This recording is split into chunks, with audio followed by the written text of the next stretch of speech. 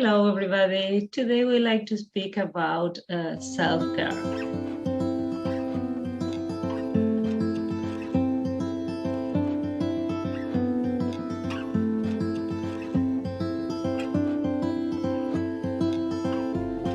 Self-care for parents, it's a powerful tool we can have to manage everything we can need and we need to manage, and we can manage because we have a capacity, and we need to nourish ourselves with some sort of things that give us the energy to deal with everything we need to deal.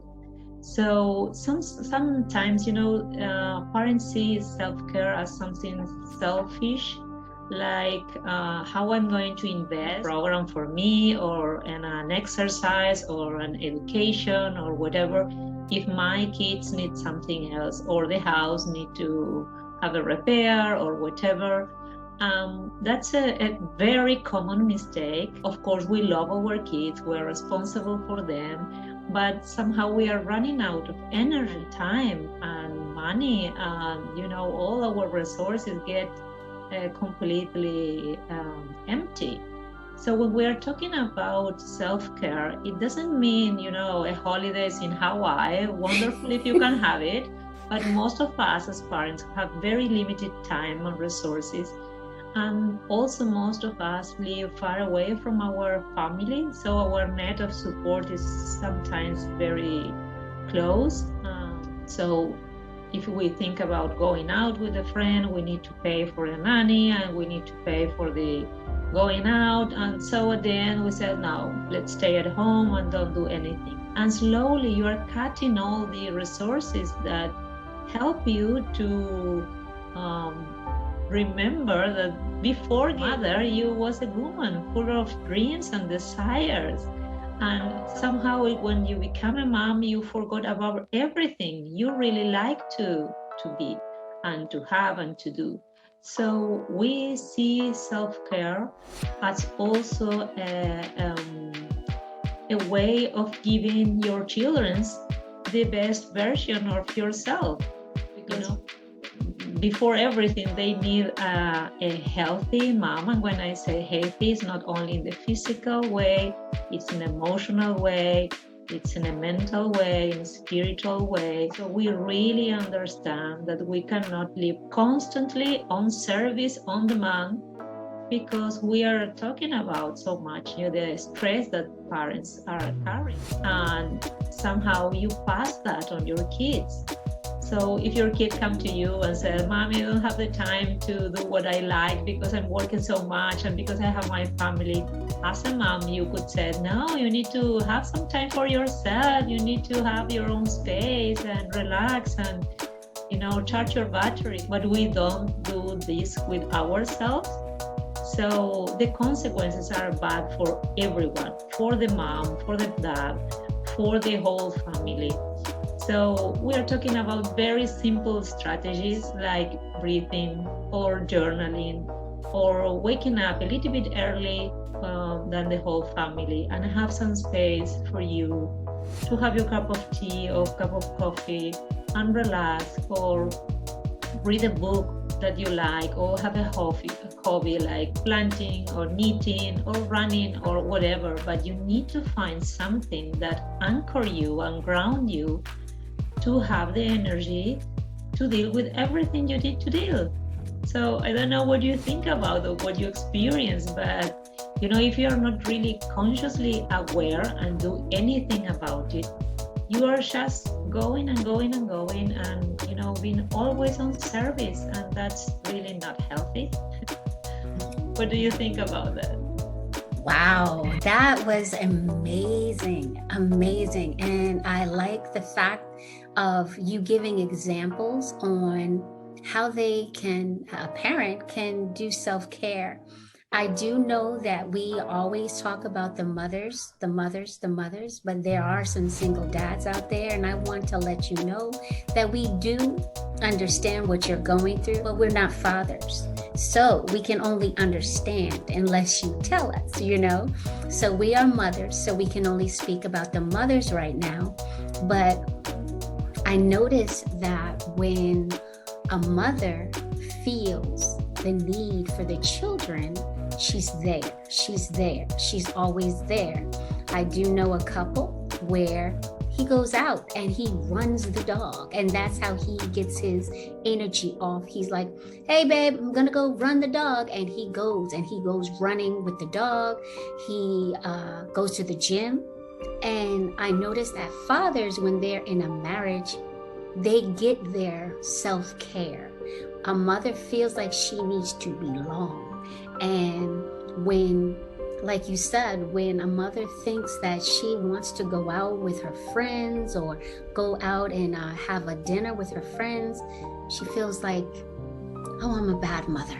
Oh my God, I need to be here and cook the dinner. I need to be here and take care of the children. I need to be, why? They have a father, or they have you to say, hey, you know what? I'm gonna spend a couple of dollars and I'm gonna get them someone to watch so I can at least go to the gym, or I can at least get my nails done and just relax.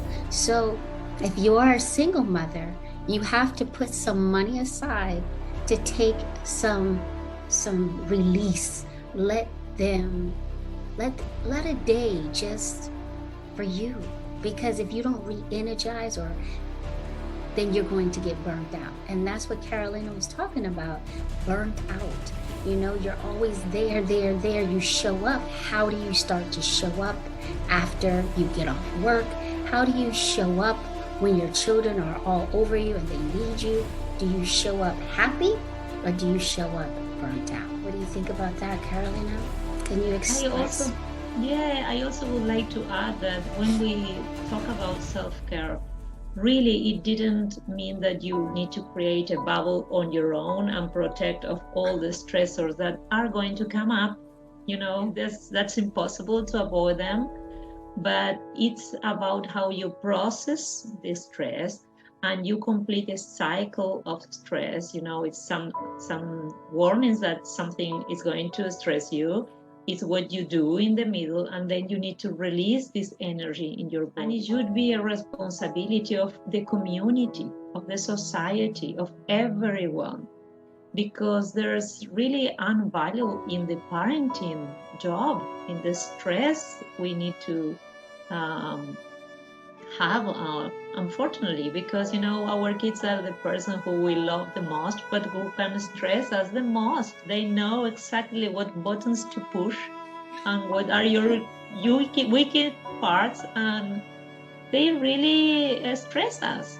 So I see parenting as a way of changing society.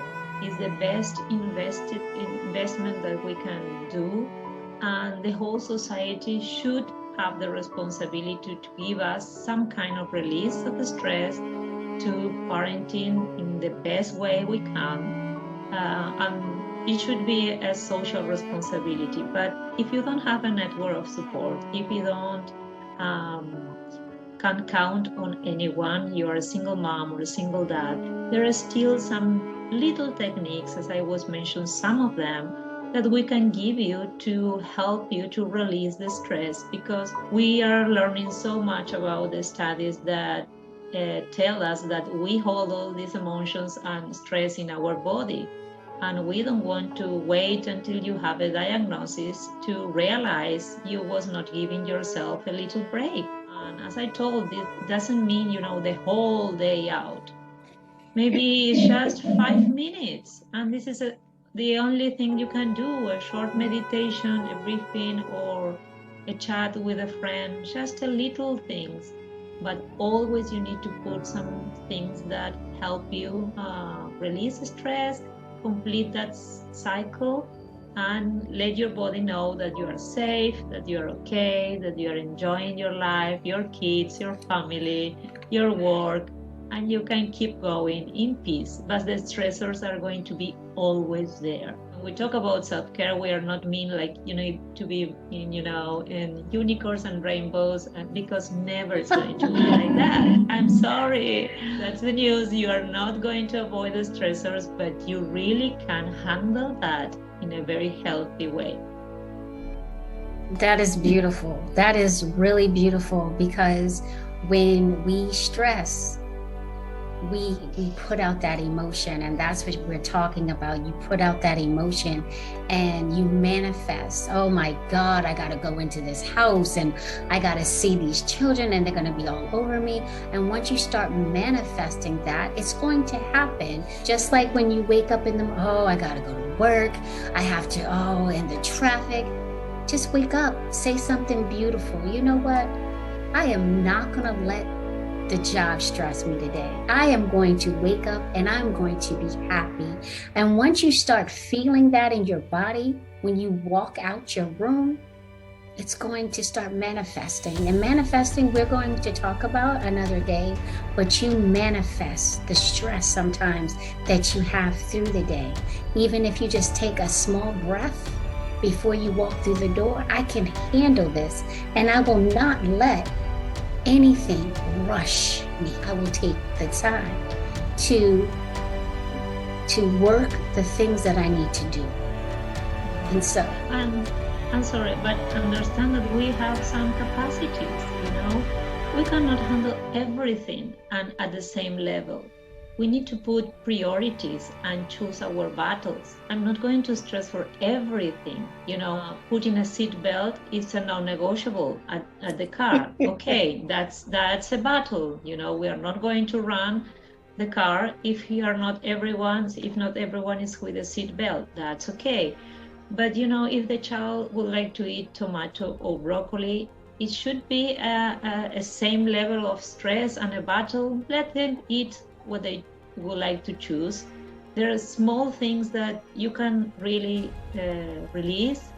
You don't need to hold everything and, you know, have the control and micromanage everything. There are priorities and there are things that, you know, you can let them go and release in peace.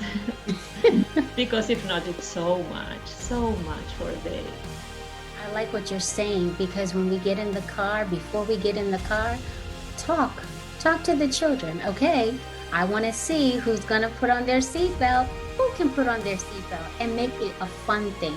When we get out the car, we gotta wear our mask. Remember, safety first. Put the mask on and always be joyful. Okay, when we're running around the store, do we do that? Who has money in their pocket? If you don't have money in your pocket, then you can't touch. When you have money in your pocket, then you can touch.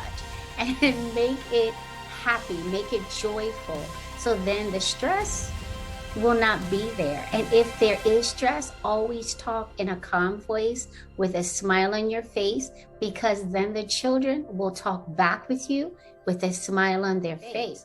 Okay, if we run around the store, we're gonna have to get in the cart. Okay, and again, who can put on their seatbelt? When we walk out the door, I'm gonna see who can put on their seatbelt first. You know, just make it a joyful thing, and then the stress will slowly deteriorate. And I would like to add that, you know, you give example when our kids are little, but you know, they come the adolescents and the young adults, and you still need to have some boundaries. As you beautifully said, these boundaries doesn't need to be with all this negative stress. It should be in a fun way. It should be very gentle and very clear and very firm. You know, this is the way it's going to be, because they are watching you and you are a role model. If you don't handle this stress, they cannot handle in the future, and you don't like to see your young adult or adult your child very stressed and, you know, not knowing how to deal with everything. Life sometimes is not really easy, and we are get through very difficult moments and very challenging, but it's, as you said, how we handle all that. If you feel it like very heavy, even when you wake up in the morning, you start to think about everything you need to do and all your problems are popping out. Your brain is mostly going to find the evidence that this is what it happens. If you fill your brain and your soul with positive things and gratitude, and even you write, you know, a gratitude letter, your brain is going to look for evidence of gratitude.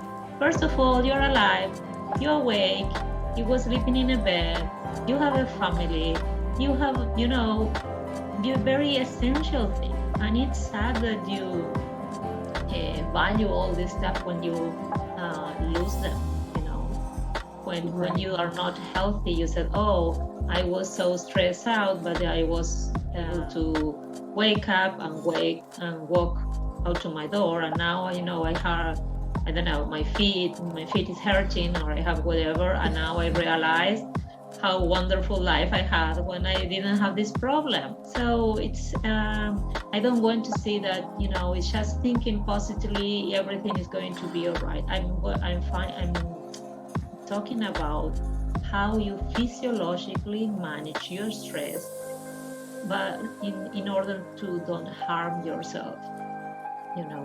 This is, and of course we can talk much more about that, and I don't know if it serves you what we are saying, but if you would like to know more about that, it's a whole research about stress and burnout and things that the doctors are seeing more in women that were disease that only happened with men, and now we are going to have them, we see them in moms as well. So really take care. It's so important.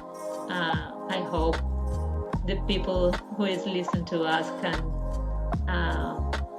find some relief, something to nourish their energy and their happiness, and have a peaceful family life. Thank you so much for joining us. Again, we have a whole collection of YouTube that you can go to that will not, that will teach you that, it's going to help. It's going to work, whether you have one child, whether you have 5 children, we will always be here for you. So look us up and hit the like button. Thank you, and have a peaceful, blessed day. Bye. Bye.